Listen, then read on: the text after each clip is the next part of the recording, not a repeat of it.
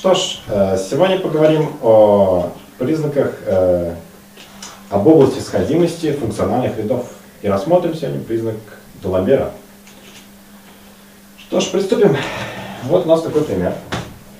Вот у нас есть некоторый ряд. И нам необходимо, для того, чтобы найти область его сходимости, необходимо решать вот следующий предел.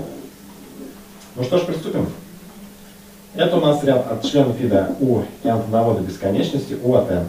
Что ж, приступим к нахождению предела.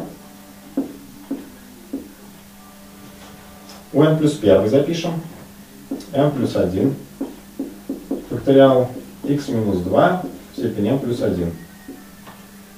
А у n от x в данном случае это будет просто n факториал на x минус 2 в степени n. Теперь у меня возникает вопрос, как это я определю? Ну вот смотрите, вот это n плюс 1, то есть просто вместо n поставляем n плюс 1. Вместо n поставляем n плюс 1. А здесь просто вставляем n и n. Получаем такой предел. В результате у нас будет равняться выражение следующего вида.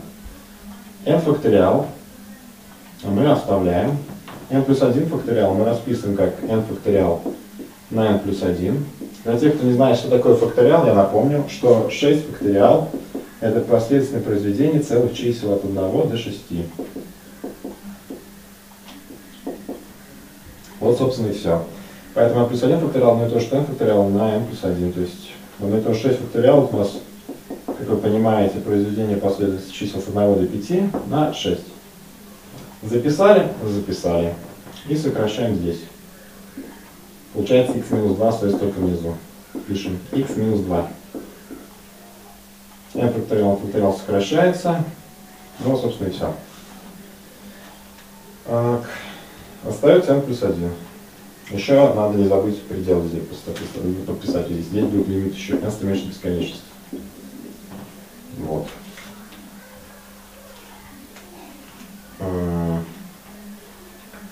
Теперь это у нас будет давать в результате. Этот предел при n стремящейся к бесконечности будет давать нам выражения, равные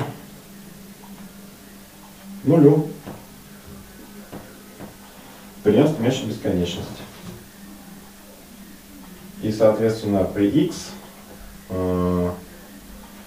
при любом x, потому что при q, как мы видим, при qx, сейчас сотрем,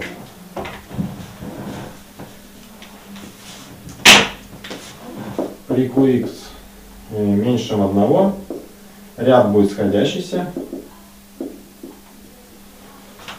а при qx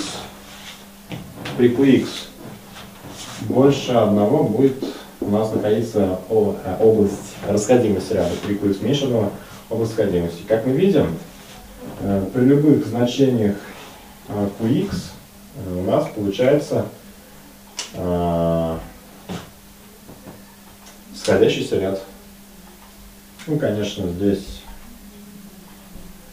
nx не равняется 2, потому что при x равной 2 у нас будет неопределенность, и поэтому при x, принадлежащем от минус бесконечности до, соответственно, до 2 с объединением от 2 до бесконечности, то есть без этой точки, у нас и будет выделяться область сходимости ряда. При всем при этом эта область сходимости определяется из области определения этого ряда. Ну вот, собственно, и все. Таким образом, мы находим по признаку Даламбера область сходимости нашего ряда. Все, спасибо за внимание. Надеюсь, урок был вам полезен. Ну все, пока.